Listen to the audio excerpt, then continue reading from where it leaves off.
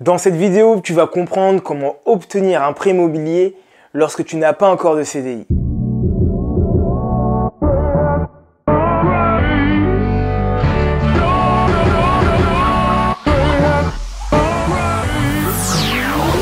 Salut à toi ambitieux, salut à toi ambitieuse, bienvenue sur ma chaîne, ou plutôt devrais-je dire bienvenue sur ta chaîne, YBA Courtage. Je me présente pour ceux qui ne me connaissent pas, Roméo, je suis courtier en prêt immobilier, j'accompagne les particuliers et les investisseurs dans l'achat d'une résidence principale ou d'un investissement locatif.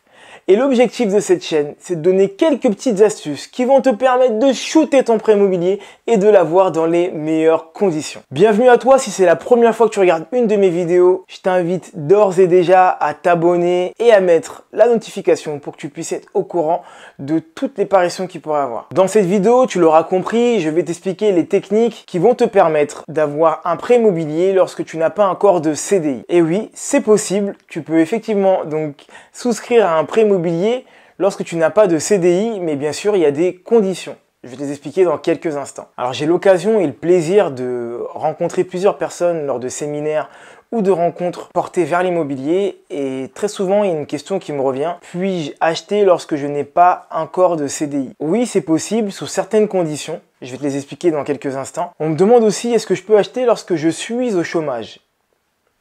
Je viens de te dire non. Normalement, tu ne peux pas acheter lorsque tu es au chômage parce que ton chômage n'est pas un revenu qui est captable pour le banquier. Mais tout ça, on va le voir dans quelques détails. On va voir dans quelques instants avec plus de détails. Acheter quand on n'a pas de CDI, c'est le parcours du combattant, mais ça reste possible. Il y a plusieurs critères à prendre en compte. On va les faire un par un. Le premier, il est effectivement possible d'acheter un bien immobilier lorsque tu es en intérim. Oui, c'est possible, mais sous certaines conditions.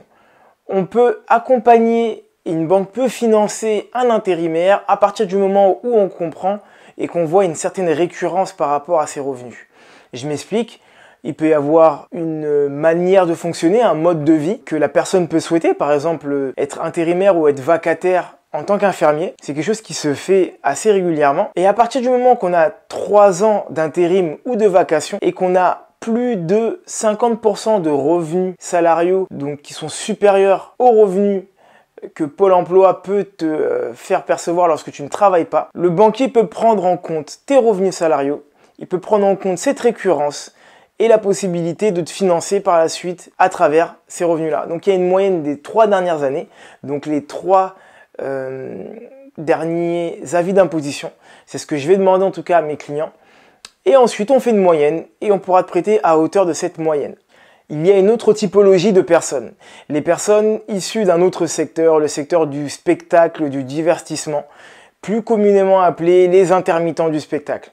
Tu as donc la capacité aussi de pouvoir te faire financer, d'obtenir la confiance du banquier lorsque tu es intermittent du spectacle à partir de certaines conditions. La première et la plus importante, comme je viens de te l'expliquer tout à l'heure, pour l'intérim, c'est la récurrence. Tu dois donc pouvoir justifier de 3 années au moins en tant qu'intermittent du spectacle. Et un point qui est très important, c'est qu'il faut que tu perçoives le moins possible d'allocations chômage. C'est-à-dire que tu dois, un calcul va être fait et cette somme qui est donc déclarée auprès des allocations chômage, donc le chômage que tu vas percevoir, doit être inférieur, doit être moins de 50% que les revenus que tu vas percevoir en tant qu'intermittent du spectacle ou en tant qu'intérimaire. D'accord? Donc pour imager mes propos, si tu as gagné 24 000 € dans le cadre de ton métier, tu dois faire au minimum 12 000, 10 000 € de revenus d'allocation chômage. Donc 50% au minimum de ce que tu perçois en tant que salarié. Ça, c'est hyper important pour le banquier, tout simplement parce que les allocations chômage ne sont pas des revenus qui sont captables pour le banquier, ainsi que les pensions d'invalidité ou toute autre pension. Mais on fera une autre vidéo là-dessus si ça t'intéresse de savoir quel type de pension peut être compris et considéré comme étant ton salaire. C'est une question qui me revient très souvent aussi également. Donc le chômage, tu l'oublies, tu ne le considères pas comme un salaire. Donc tu dois travailler et c'est de faire en sorte de percevoir le plus possible sur les 3 dernières années. Et donc ce lissage-là te permettra de d'avoir une moyenne et donc d'avoir une enveloppe allouée pour que tu puisses acheter un bien immobilier. Et pour finir, il y a donc les contractuels. Alors là, on rentre vraiment dans une spécificité, donc l'hypersegmentation, comme on dit commercialement parlant. C'est vraiment pour un secteur bien précis, c'est le secteur public. Et il y a donc beaucoup de personnes, avant d'être titularisées, qui doivent passer par tout un rite, tout un rituel, qui est donc la période de contrat redondant que tu vas avoir pendant plusieurs années. Que ce soit prof, que ce soit maître d'école ou que ce soit enfin tous les métiers en rapport avec le service public. Il y a donc beaucoup de personnes qui sont contractuelles. Ça m'arrive en tout cas lors de discussions d'entendre des personnes me dire « On m'a dit que j'étais contractuel et que je devais d'abord avoir un CDI avant d'acheter ». Ce n'est pas vrai du tout. Il y a certaines banques qui sont spécialisées avec ce type de clientèle-là. Donc si tu as des questions par rapport à ça, je t'invite à venir me contacter directement avec les liens qui s'afficheront juste en bas. Mais voilà, c'est important que tu comprennes qu'il y a des banques qui sont spécialisées pour toi si tu es contractuel et tu as donc la capacité de pouvoir acheter, non pas au bout des 3 dernières années, mais à partir du moment où tu es dans un secteur qui est périn, donc là c'est le secteur public, que tu as un métier qui est périn, je sais pas, par exemple que tu travailles au trésor public, voilà, c'est la première chose qui me vient à l'esprit. Donc coucou à tous ceux qui travaillent au trésor public et qui sont contractuels. Vous n'avez pas l'obligation d'attendre 3 ans, avant de pouvoir acheter.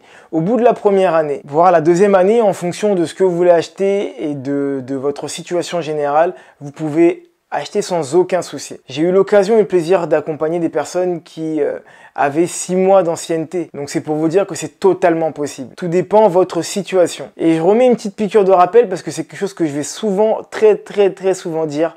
Il faut que vous ayez des comptes qui soient clean. Il faut que vous ayez une bonne gestion bancaire. Il faut que vous ayez de l'apport. Il faut vraiment que vous soyez joli pour le banquier. Il faut bien maquiller la mariée. Il faut que vous soyez joli pour le banquier. Et donc du coup, tous ces points-là que je montre dans les autres vidéos vont vous permettre de pouvoir aller petit à petit vers l'obtention de votre prêt immobilier. Voilà, cette vidéo touche à la fin, j'espère qu'elle t'aura plu.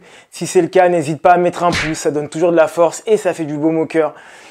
Si tu veux plus de détails, n'hésite pas à les mettre sur les commentaires juste en bas, je me ferai un plaisir de pouvoir répondre aux questions auxquelles tu pourrais te poser. Je te remercie énormément d'avoir suivi la vidéo jusqu'au bout. Et d'ailleurs pour ça, pour te remercier, j'ai un cadeau pour toi. C'est les 5 clés qui vont te permettre d'obtenir ton financement. Les liens sont juste en bas. Donc je t'invite vivement à y aller, à cliquer et à récupérer ton cadeau. Entre-temps, je te souhaite une excellente journée ou une excellente soirée à toi ambitieux ou ambitieuse. Et je te dis à bientôt. Bye.